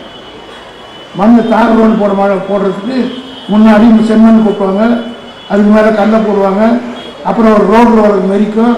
அந்த ரோடு ரோலுக்கு பின்னால் தண்ணி ஊற்றுற மாதிரி பாட்டு பாடினே வருவாங்க. 7 ஐலசா 7 இதெல்லாம் இன்னைக்கு இருக்கிற தலைமுறைக்கு தெரியாது. அதனால தான் இதெல்லாம் திட்டுவீங்க. ஏன்னா அவங்களெல்லாம் மேலே தூக்கி உட்கார வச்சு இந்த 7 ஐலசா என்று ஏன் பாடுறாங்கன்னா, அந்த பெண்கள் காலில் தோணியை கட்டிக்கிட்டு கோணியை கட்டிக்கிட்டு கொளுத்துக்கிற வெயிலில் போட்டு போடுவாங்க. இந்த 7 ஐலசான்னு ஏன் பாட்டு பாடுறாங்கன்னா, இலங்கையில் 7 மன்னன் ஒருத்தர் இருந்தாங்க. அவன் எல்லோருக்கும் நன்னது செய்தாங்க. அவன் பேரை சொன்னால் வழி தெரியாது என்று தாய்மார்கள் அவன் 7 ஐலசான்னு போடுவாங்க. அந்த சமுதாயத்துக்கு பெயர் ஒட்டர் சமுதாயம். அந்த ஒட்டர் சமுதாயத்தில் பிறந்தவனை டெப்டி கலெக்டராக ஆக்கிய பெருமை கலைஞராகும். சட்டசபையில் படித்தார். 84 பேரை நான் என்னுடைய ஆட்சி காலத்தில் யார் யாரை பதவியில் அமைத்திருக்கிறேன் என்று ஒவ்வொரு ஜாதியாக சொன்னார். எத்தனை வன்னியர்கள், இன்னும் சொல்ல போனால் கவுண்டர்கள் எல்லாம் இப்போ ஃபார்வர்ட் கம்யூனிட்டியில் இருந்தாங்க. பிராமணர்களோடு போட்டி போட்டாங்க. அதனால மெடிக்கல் காலேஜ் சீட்டே கிடைக்காது, என்ஜினியரிங் காலேஜ் சீட் கிடைக்காது. இதெல்லாம் இன்னைக்கு இருக்கிற தலைமுறை தெரிஞ்சுக்கணும். இந்த மாவட்டத்திலே கோவை செழியன் என்கிற சட்டமன்ற உறுப்பினர் நம்முடைய கட்சியிலே இருந்தார். அவர் தான் கலைஞரிடத்திலே கோரிக்கை வைத்தார். நாங்கள் முற்படுத்தப்பட்ட வகையிலே பாடுவோர் வகுப்பில் இருக்கிற காரணத்தினால் எங்கள் வீட்டு பிள்ளைகள் மெடிக்கல் காலேஜுக்கு போக முடியவில்லை. பிற்படுத்தவர்களுக்கு கிடைக்கிறது, மிக பிற்படுத்தப்பட்டவர்களுக்கு கிடைக்கிறது, ஆதி திராவிடர்களுக்கு கிடைக்கிறது. ஆனால் எங்களை ஃபார்வர்ட் கிளாஸில் சேர்ந்துவிட்ட காரணத்தினால் நாங்கள் பார்ப்பனர்களோடு போட்டி போட முடியவில்லை. எங்களுக்கு இருக்கிற சீட்டை பூரா பிராமணர்களே எடுத்துக்கொண்டு போய்விடுகிறார்கள். ஆகவே கலைஞர் அவர்களே எங்களை பிற்படுத்தவர் பட்டியலில் சேர்க்க வேண்டும் சொன்னார். கோவை செழியன் கலைஞரத்தை கேட்டார். ஒரு காலத்தில் சிசி விடுமானியத்தை இந்த மாவட்டத்தினுடைய அமைச்சராக, மிகப்பெரிய அமைச்சராக இருந்தார் சி சுப்பிரமணியம். அவர் முடியாதுன்னு சொல்லிட்டார். கவுண்டர்களை பேக்வர்ட் கம்யூனிட்டியில் சேர்க்க முடியாது என்று மறுத்தவர் சி சுப்பிரமணியம். ஆனால் கோவை செய்யல் கொடுத்தது தீர்மானத்தை கோரிக்கை ஏற்று கவுண்டர்களையும் பிற்படுத்தப்பட்ட சமுதாயத்தில் சேர்த்தவர் தலைவர் கலைஞர். அதனால் இன்றைக்கு எத்தனை பேர் டாக்டர் ஆனாங்க, எத்தனை பேர் இன்ஜினியர் ஆனாங்க. இந்த இயக்கம் செய்த சாதனை இப்படிப்பட்டவர்களை எல்லாம் உயர்த்தியதால்தான் எல்லோரும் நமக்கு முன்னாலே பேசியவர் குறிப்பிட்டாரே, இந்தியாவிலே முதல் மாநிலமாக இருக்கிறது, கல்வியிலே முதல் மாநிலமாக தமிழ்நாடு திகழ்வதற்கு என்ன காரணம்? கலைஞருக்கு பின்னாலே வந்த இன்றைய முதலமைச்சர் தலைவர் மு.க. ஸ்டாலின் இவர்களெல்லாம் சாதனை செய்த சாதனை தான் இன்றைக்கு கல்வியிலே நாம் வளர்ந்திருக்கிறோம். இந்தியாவிலேயே தலை சிறந்த மருத்துவம் தமிழ்நாட்டிலே தான் இருக்கிறது. இதையெல்லாம் தாங்கிக் கொள்ள முடியாதவர்கள் இங்கே எனக்கு முன்னால் பேசிய கௌதமன் குறிப்பிட்டதைப் போல நமக்கு கிடைக்க வேண்டிய பணத்தை மோடி கொடுக்க மறுக்கிறார். கோயம்புத்தூருக்கு மெட்ரோ ரயில் தேவை என்று இந்த அரசு கேட்கிறது. 2 வருடம் 3 வருட காலமாக கிடப்பினை போட்டுவிட்டு இப்பொழுது இல்லை என்று சொல்கிறார். 2 வருஷத்துக்கு முன்னே இல்லை என்று சொல்லியிருந்தால் இங்கே எல்லோரும் சுட்டி காட்டியது போல நானே கோர்ட்டுக்கு போய் ஆர்டர் வாங்கி கோயம்புத்தூருக்கு அதை பெற்றுக் கொடுக்கிறேன். முடியாதா? இங்கே எல்லோரும் சுட்டி காட்டியதை போல இன்றைக்கு கூட எஸ்ஐஆரை பற்றி எல்லோரும் பேசினார்கள். திமுக சார்பில் நான் தான் வழக்கு போட்டேன்.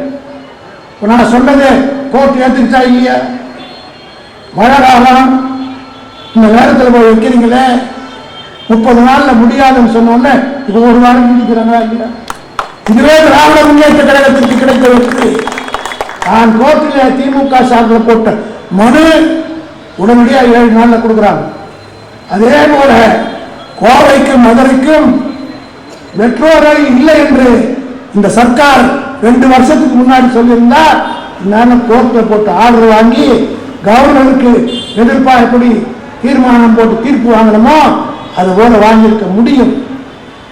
நம்ப வைத்து கழித்திருக்கிற ஒரு கட்சி தான் நான் ஒன்றை மோடிக்கு இந்த கோயம்புத்தூரில் என்று சொல்கிறேன். கோயம்புத்தூர்காரர்கள் மட்டுமல்ல, தமிழ்நாட்டுக்காரர்கள் ரொம்ப வைராகியமானவர்கள், வீரர்கள். அவர்களுக்கு மிகப்பெரிய பாடத்தை வருகிற சட்டமன்ற தேர்தலில் நிச்சயமாக நிரூபிப்பார். இன்றைய தினம் தமிழ்நாட்டிலே இவ்வளவு பெரிய காரியங்களை எல்லாம் செய்து கொண்டிருக்கிறோம். இதை தாங்கிக் கொள்ள முடியாமல் எங்களை அழிப்போம் ஒழிப்போம் என்று ஓடி ஒரு பக்கம், இன்னைக்கு உதயநிதியை பார்த்து எல்லோரும் பொறாமைப்படுகிறார். எடப்பாடி கத்துக்கிறார், கலைஞர் தளபதி கூட அவங்க யாரும் திட்டுறது இல்லை.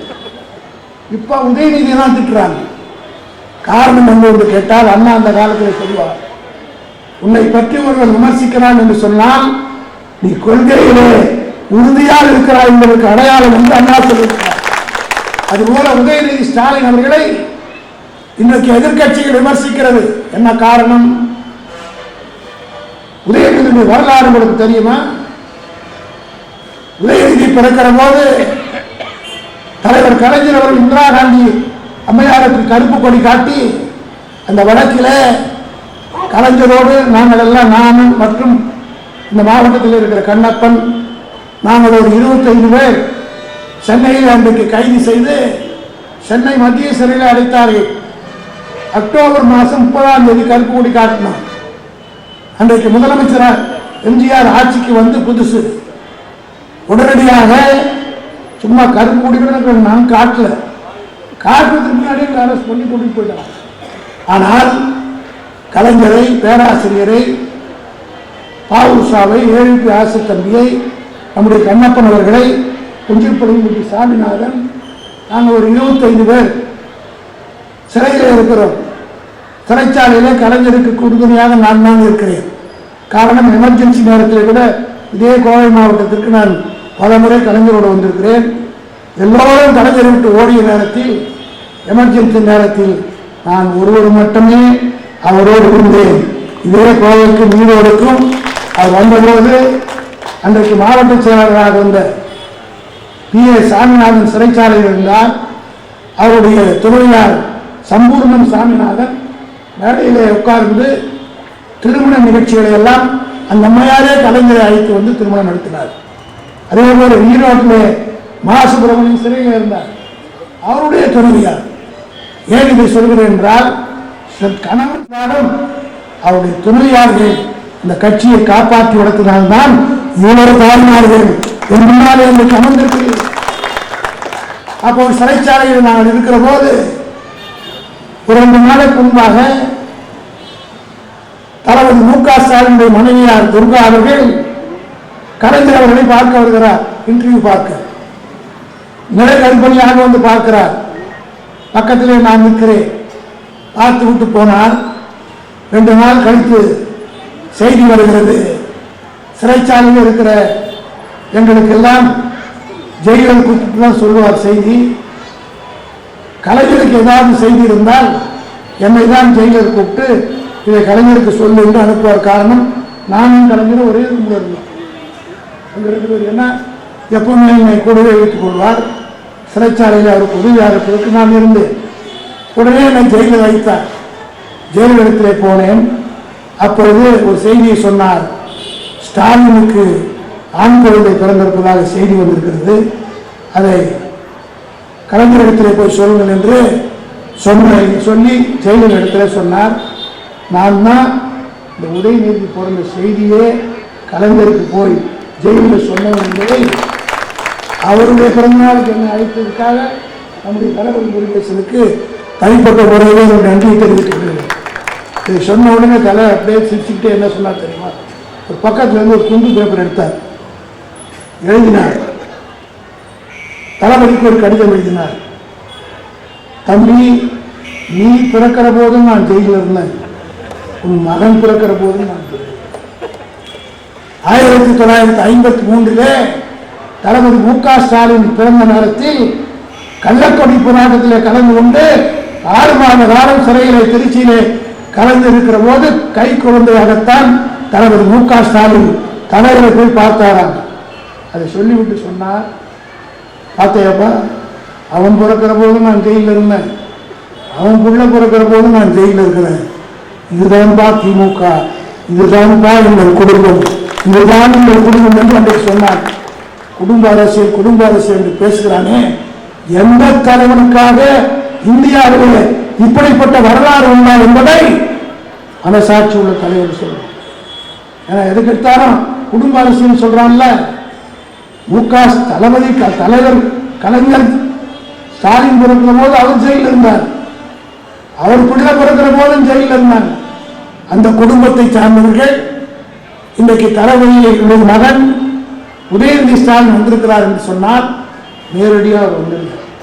இன்னும் வெளிப்படையாக சொன்னோம்னா அவர் அரசியலுக்கு வர வேண்டும் என்று என்னை போன்றவர்கள், துரைமுருகனை போன்றவர்கள், TR பாபு போன்றவர்கள் தளபதி இடத்திலே வற்புறுத்தி கேட்டுக்கொண்டோம். காரணம், அவர் ஒருவரே பிரச்சாரத்துக்கு போய் கொண்டிருக்கிறார். சினிமாவில் நடித்து அதன் மூலம் அறிமுகமாக இருக்கிற உதயநிதி ஸ்டாலின் கழக பிரச்சார கூட்டத்திற்கு போனால் இளைஞர்களுக்கு ஒரு ஆர்வமாக இருக்கும், எனவே அவர் அனுப்பலாம் என்று சொன்ன போது மிகுந்த தயக்கத்தோடு தான் தளபதி அவர்கள் ஒத்துக்கொண்டார்கள். முதல்ல 2019 பாராளுமன்ற தேர்தலில் உதயநிதி ஸ்டாலினை பிரச்சாரத்துக்கு அனுப்பணும். அவருடைய பிரச்சாரம் நான் உள்ளபடியே சொல்றேன். தீக்கா மைண்ட் உள்ளவங்களாம் என்னை பற்றி தப்பா எடுத்துக்கூடாது. இந்த சென்டிமெண்டெல்லாம் எனக்கு கொஞ்சம் உண்டு. ஒரு வேலையை செய்து வரும்போது சென்டிமெண்டலாக அதே மாதிரி தான் கலைஞரும் எதுவாக இருந்தாலும் முதல் கேஸ் போடணும்னா என்ன தான் கூப்பிட்டு போடுவார். அதே தான் தளபதி எனக்கு செஞ்சுட்டு இருக்கார். எந்த கேஸ் கட்சியின் சார்பாக போட்டாலும் நான் தான் போடுவேன். காரணம் சென்டிமெண்ட்லாம் நான் போடணும்னு நினைக்க கலைஞர் காலத்தில். அதே போல் அந்த சென்டிமெண்டல் ஒர்க் அவுட் ஆகணுன்ற நம்பிக்கை உண்டு. உதயநிதி ஸ்டாலின் முதல்ல பாராளுமன்ற தேர்தல் பிரச்சாரத்துக்கு போனார். பாராளுமன்ற 2019 தேர்தலில் 5 முறை மோடி வந்தார், 6 முறை அமித்ஷா வந்துட்டு போனார். ஒரே ஒரு சுற்று தான் மதுரைக்கு போய் ஒரு செங்கல் எடுத்தார். ஒற்றை செங்கலை வச்சு 39 பேர் திராவிட முன்னேற்ற கழகத்துடைய கூட்டணியை வெற்றி பெற செய்த பெருமை உதயநிதி ஸ்டாலின் சார். அதற்கடுத்து உள்ளாட்சி தேர்தல் அனைத்திலும் வெற்றி.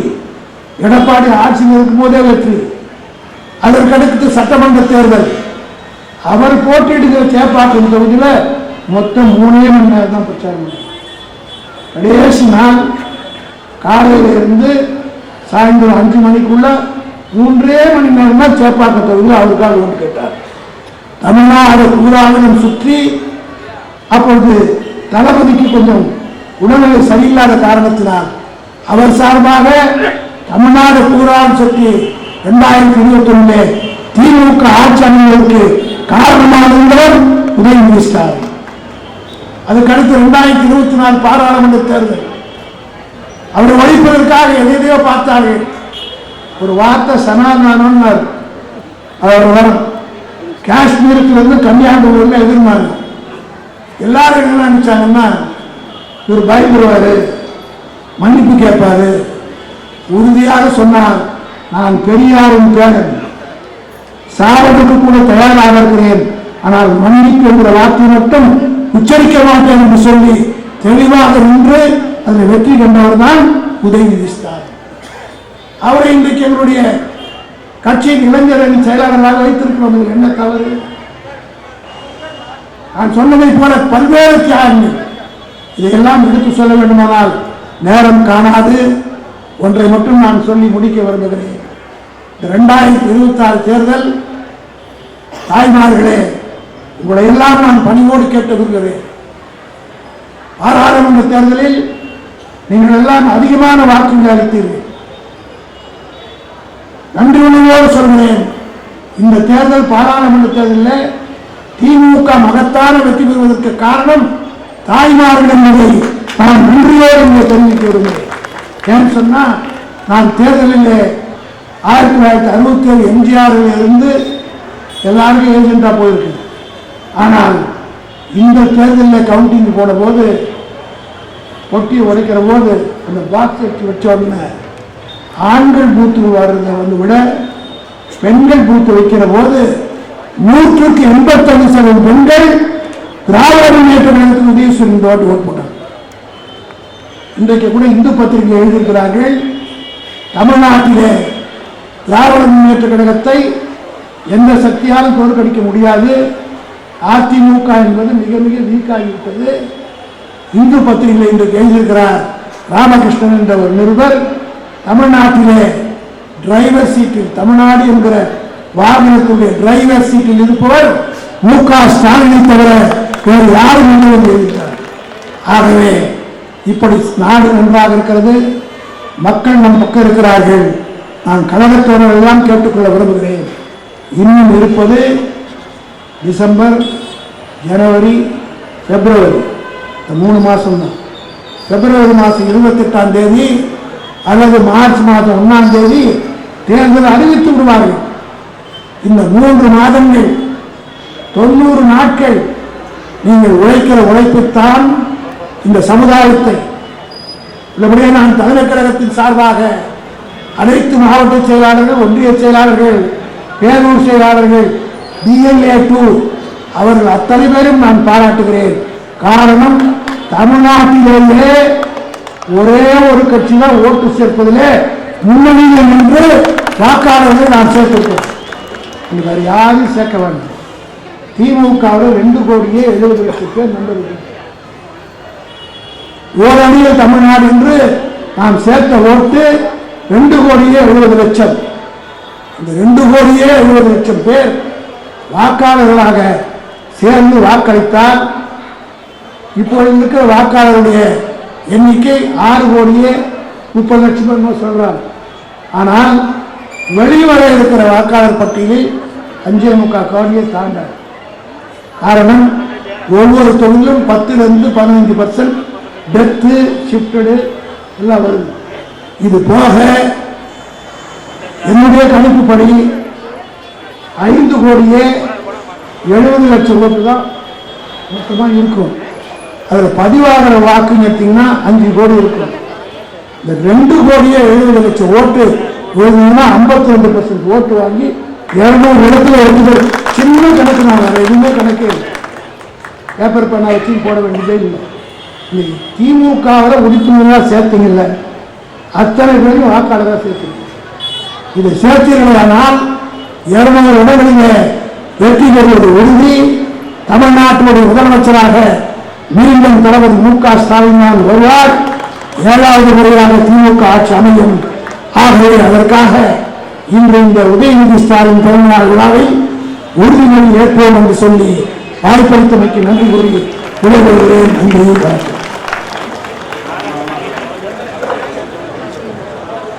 நண்பர்களே, பெரியோர்களே, தாய்மார்களே, ஒரு அறிவிப்பு. சின்னார் அவர்களின் பிறந்த நாளினை முன்னிட்டு சூலூர் பேரூர் கழகத்தின் சார்பாக 5வது வார்டிற்கு மக்கள் பயன்பாட்டிற்காக 100 இருக்கைகள் அண்ணன் RS பாரதி அவர்கள் வழங்குகிறார். சூலூர் பேரூர் கழகத்தின் சார்பாக பொதுமக்கள் பயன்பாட்டிற்காக துணை முதலமைச்சர் அவர்களின் பிறந்த நாளினை முன்னிட்டு வழங்கப்படுகிறது. பெற்றுக்கொள்ள அன்போடு அழைக்கிறோம். திராவிட முன்னேற்ற கழகத்தின் 2வது கிளைக்கழகம் சூலூரிலே முதன்முறையாக உரையாற்றிய கழக அமைப்பு செயலாளர் அண்ணன் RS பாரதி அவர்களுக்கு நினைவு பரிசாக நூல் வழங்குவதில் மகிழ்வுறுகிறோம். தாய்மார்களே, பெரியோர்களே, இன்று ஒரு இனிமையான நாள். மாண்புமிகு ஆசிரியர் கி. வீரமணி அவர்களின் பிறந்த நாள்.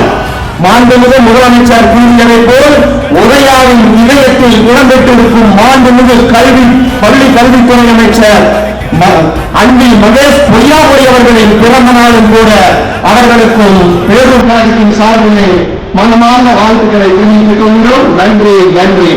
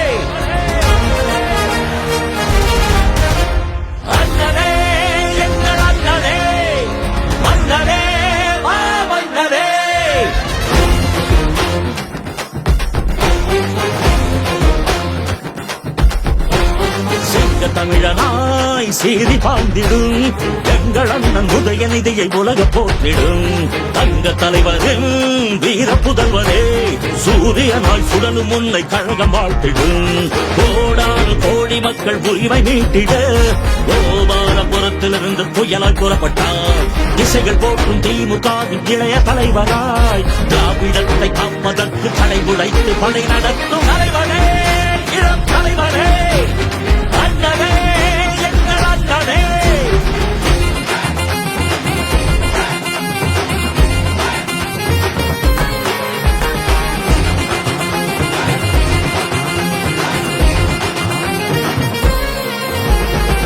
ஒட்டுமொத்த தமிழ்நாடு உங்களோட புகழ் பாடும் தமிழ் மண்ணின் அடையாளம். அண்ணன் சாமிநாதன் அவர்கள் இப்போது நன்றி உரையாற்றுவார். சரித்திரம் படைத்திடவே ஒழுங்கின்ற கோவை தெற்கு மாவட்ட கழகம் மற்றும் சூலூர் பெருவுகள் செல்வ சார்பில் இறைவர் அவர்களை 49வது பிறந்தநாள் விழாவும் புத்தக வெளியீட்டு விழாவிற்கு தலைமைக்கு நடத்தி கொடுத்த மாவட்ட கழகத்தின் செயலாளர் மரியாதைக்குரிய சகோதரர் வீரர் அவர்களுக்கும் புத்தக வெளியீட்டை நடத்தி கொடுத்த RS பாரதியர்களுக்கும் புத்தகத்தை பெற்றுக் கொண்ட சிந்தனை கௌரவர்களுக்கும் இவ்விழாவிலே கலந்து கொண்ட மாநில மாவட்ட ஒன்றிய பெருநிறுவன நிர்வாகிகளுக்கும் மற்றும் நாளைய தமிழகத்தை உருவாக்கிய 2026 திராவிட முன்னேற்ற கழகத்தை வெற்றி பாதைக்கு அழைத்து செல்லும் திராவிட முன்னேற்ற கழக நண்பர்களுக்கும் ஓரான கோடி நன்றியை தெரிவித்துக் கொள்கிறோம். நன்றி, வணக்கம்.